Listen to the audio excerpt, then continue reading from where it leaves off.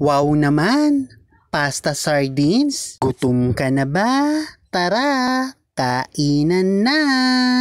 Lutuin na natin ang pasta sa kumukulong tubig. Lutuin lang natin ang pasta ng 8 to 10 minutes para hindi ito malabsak or overcook.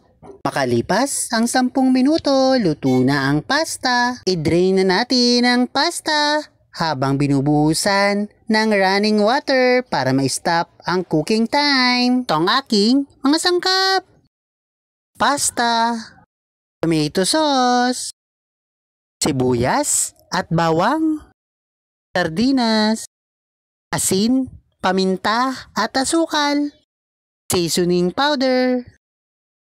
Kapag nagisa na ang bawang at sibuyas, isunod ang sardinas, ilagay na rin ang asin, paminta at asukal. Ilagay na rin natin ang 2 pouch ng tomato sauce. Sunod naman natin ilagay ang seasoning powder. Haluin lang natin itong mabuti at pakuluan saglit. Dagdagan lang natin ng 1 cup ng tubig. Maglagay tayo ng liver spread. Dagdag lasa din yan para sa ating pasta sauce. Maglagay na tayo ng pampalapot, gawgaw o cornstarch ang gamit natin. Saktong lapot lang para sa ating pasta sauce. Tara, tikman natin kung sakto na sa lasa ang ating pasta sauce.